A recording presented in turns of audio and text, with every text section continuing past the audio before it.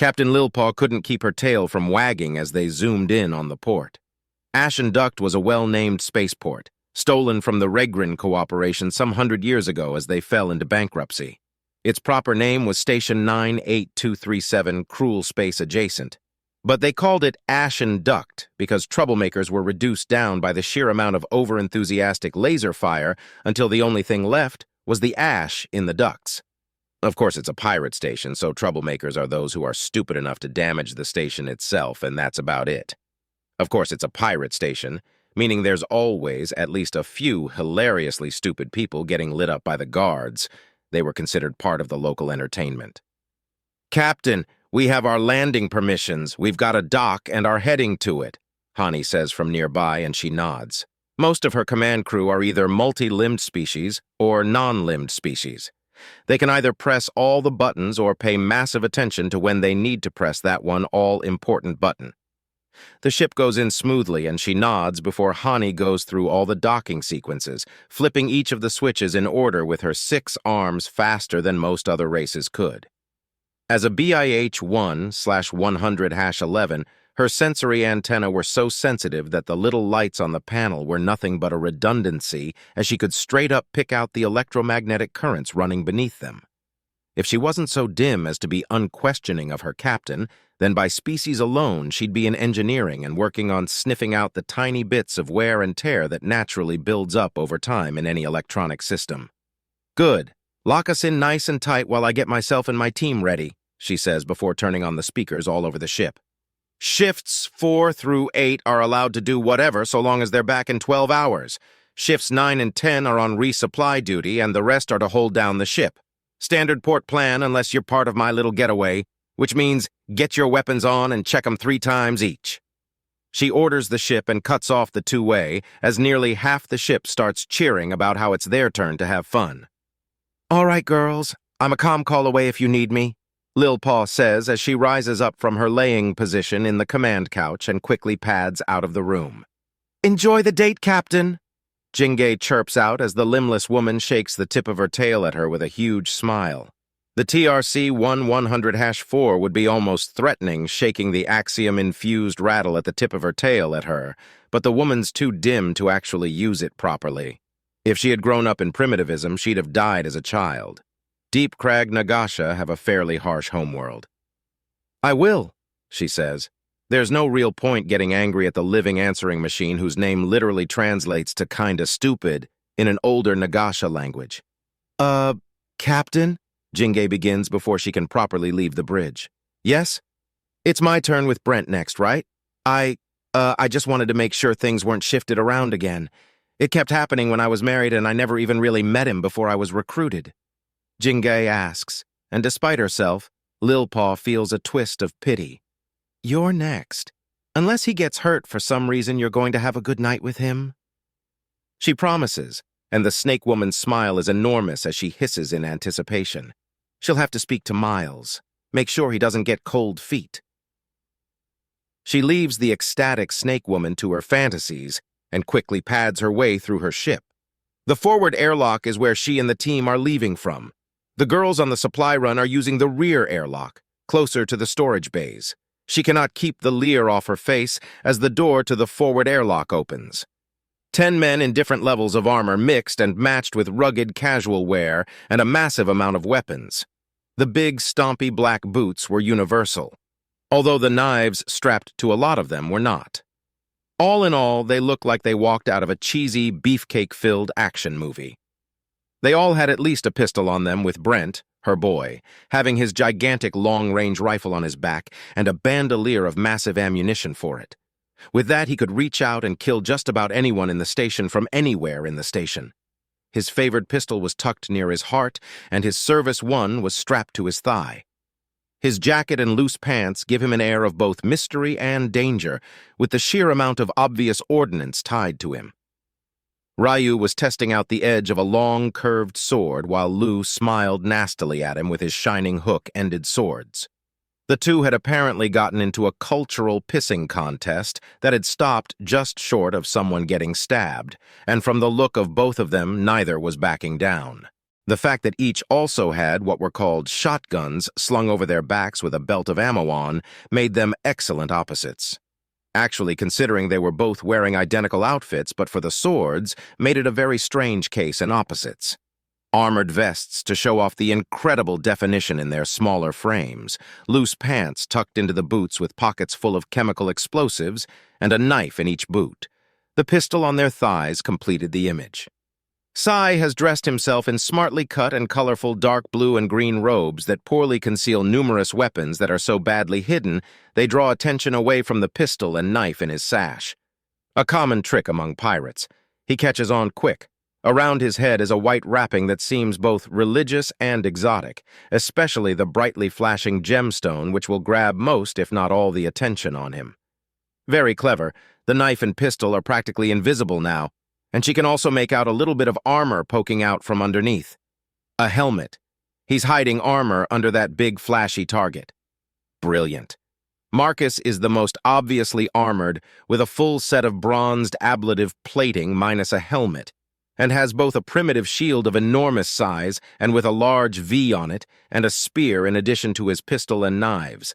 And seeing her gaze, he turns the shield around to reveal the disassembled rifle on the other side. Smart. Jean-Luc is in casual wear compared to everyone else with his bulky jacket. Then he opens it to reveal both armor and enough explosives that he's guaranteed to be stopped by station security. The massive grin on his face almost has her roll her eyes. Yep, he's the stupid one this trip. Jake is shirtless and standing like a titan over the rest to reveal his chiseled physique. He's one of the only ones with a standard weapon in the form of a plasma cannon that he's lifting as if in the middle of an exercise routine. An anti-vehicle grade plasma cannon. The pistols strapped to each thigh and massive knives in his boots are just part of the scenery when someone's carrying that much weapon, let alone the fact that the man is just that much man. Victor is his fierce competition with a massive crew-scale laser repeater, an area denial weapon for when you need a bunker secure. The man's black shirt is so tight, it's effectively painted on and only seams on to support his bandolier of throwing knives and extra ammo for the pistol strapped to his left thigh. Beck has seemingly airbrushed himself to look like a jackass with his flowing jacket and decorative armor plating. He looks like an oversized child playing space pirate. Looks like he's playing pirate, but the eye patch is clearly a material that he can see through. The wig sewn into his tricorn hat is hiding the chin strap of his helmet, and there are little pinches in his clothing to show that he's probably the most well-armored of the bunch, just with a cheap costume over it. His weapons have been painted to look like oversized toys, but are clearly too hefty to be anything but lethal. Clever, if annoying. At first, Franklin can't be seen. Then he steps to the side to reveal the strange glowing gauntlets, with a half-massive ring sticking out the side of each one. She can physically see the axiom energy stored in the things, and they're growing brighter by the moment as he adjusts and tampers with them. He's dressed almost formally, looking more like he's ready for a night on the town, and his weapons can't even be seen at first. Concealed shoulder holster and his pants have a slight bulge where they hang over his boots to show a knife tucked away. The gauntlets with the axiom pouring off them are really concerning. "All right, just what's the plan you idiots are following?" she asks after her scan of the men. "Some of you are dressed as kidnap bait. Others look like they want to wage straight-up war with the station, and the rest have stepped out of an early act in a porno with too much plot and not enough cock. Most of you are some combination of the three." "Then the illusion is working," Sai announces with a theatrical clap of his hands, and Beck breaks out into laughter, followed by the rest after a few moments of strained looks. She glares at them in response. "Captain, we're all ready for a war, yet we're also ready to put on a show as needed. So we need to look good," he says, and both Victor and Jake flex harder, causing their arms to bulge outwards in a tantalizing display of power. "We need to be able to defend ourselves if things go wrong, so we need to be dangerous," he continues, and Jean-Luc pulls out a launcher for his explosive ordnance, where and how he had been hiding that is going to be bothering her for a long time. "Finally, we need to get it all past security, so it needs to be dismissed as a show." "Yeah!" Beck shouts in glee, and everyone around him rolls their eyes with a fond smile. "So yeah, we look like kidnap bait straight out of a combination action movie and porno. That's deliberate. We fully expect to shoot and even kill more than a few when we're out tonight because we need to make a damn statement. We may be men in a woman's galaxy, but we are not to be underestimated no matter what we look like. Brent explains, and Lil Paw runs it through her head a few times before shrugging. Fine, but there's going to be a penalty if any of you need rescue due to stupid. Such as? Beck asks, and she gives him a stern look. If even one of you falls to stupid, then I'm moving the stills and locking the door. None of you will even taste what comes out of them for a week. She threatens and cannot help but smile as the look of horror crosses all of their faces. No doubt the ones that don't drink are dreading how angry the others would be. Good. Now it's going to be you boys and about a quarter of our combat girls. Mech suits get you shot by security, so they'll be packing lasers and some of the plasma we grabbed out of our raid. In close quarters, armor's only good for deflecting glancing blows from plasma and becomes a branding iron after only a few shots from the lasers. There's an unspoken law in pirate stations that those who wear energy shields get stabbed, so rely on not being hit more than resisting a hit. Understand? She asks, and they nod. Good. Also, if I or any of my girls tell you to do something, then it happens. Understand? Another nod from them. Good. One last thing. The new recruits are with us. This is their test of blades, she says, and notices the confusion. They're Nagasha. There's a lot of different types all over the galaxy, and the test of blades is a way they say to go through a great trial to find worth. I don't damn know, it's part of a bunch of stupid old stories that a quarter of the slithery witches are named after. She explains, thinking to Jingay, whose own name is part of the stories. The silly girl had tried to explain it a few, but it was just a long tale of some poor, dim girl being taken advantage of over and over again. It went on so long that she couldn't even pay attention to it. It was just flat-out depressing, and there were apparently 102 such stories. Woohoo! We're shipping out with the hunks! One of the new girls exclaims in joy. She and her opposite are Greater Plains Nagasha each. They're both massive tryhards, their tails covered with tattoos and their hair dyed with massive piercings and chains running all over the reptilian half of their bodies. Bits of pointless scrap armor adorn their shoulders and shirts torn to the point that they barely covered the girls' nipples. Will you two idiots at least try not to get shot? This is a pirate station full of wound-up tense slags that will be drooling over our boys. The only reason we're trusting you fools to go out with them is that they're some of the toughest fighters on the ship. Don't think this is a game. This isn't going to be fun. You girls are slithering over a field of blades now. If you want to keep your scales, you'll pay some damn attention.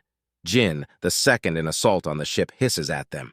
She's a Desert Nagasha, TRC-1100-2, 6-armed, and with the fact that she's completely covered her torso and face with black and white war paint, says to everyone that she's out for blood and murder.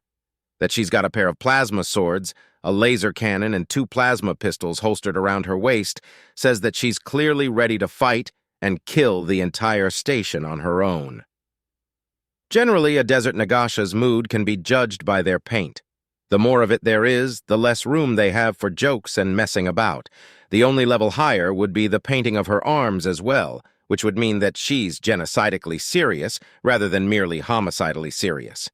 Feeling neutral meant the eyes, lips, and cheeks would all have paint, and never trust a Desert Nagasha without paint. Holy shit, you look ready to rock, Franklin remarks, and Jin gives him a glare. Yep, straight out of a rock concert, Jake says.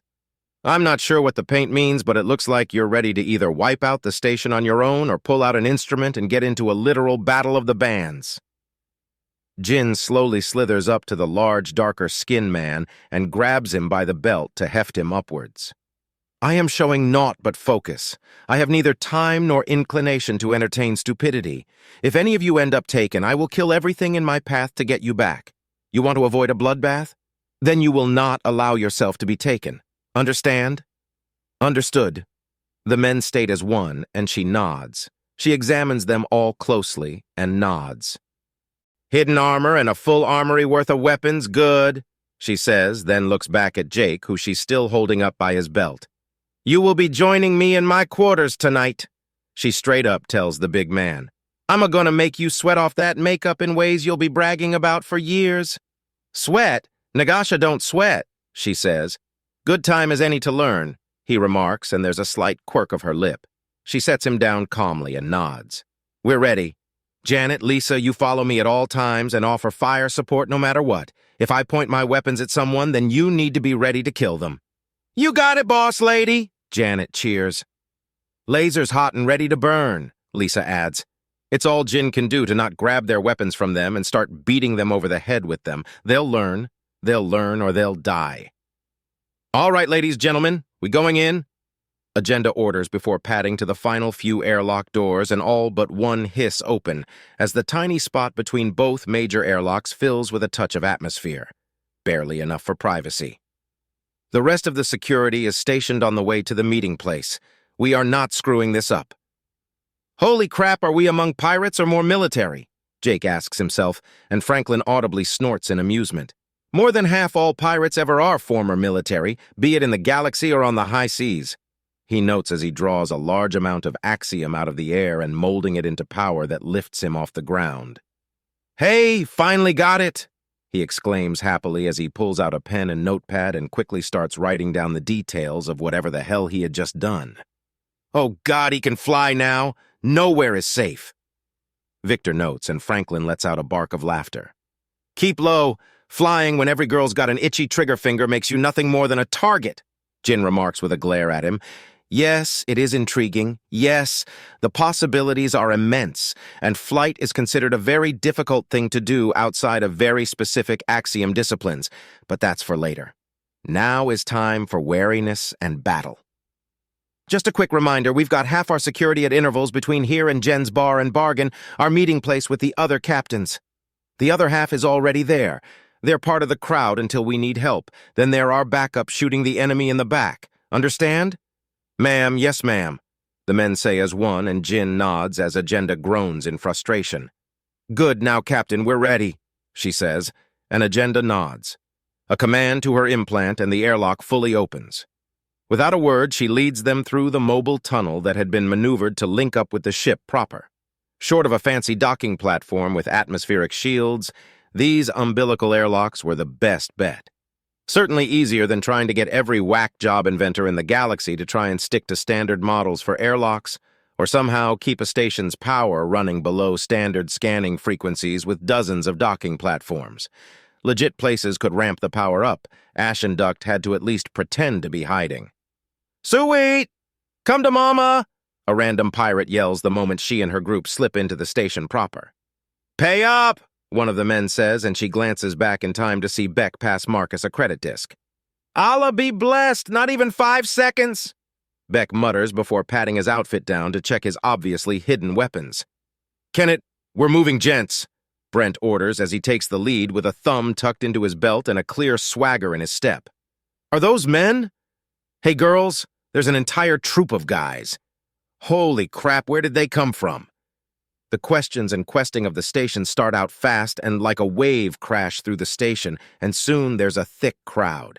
The aim assist of Jin's weapons caused them to part and let her walk with her men who are glancing around and checking to see if anyone's brave enough to rush them.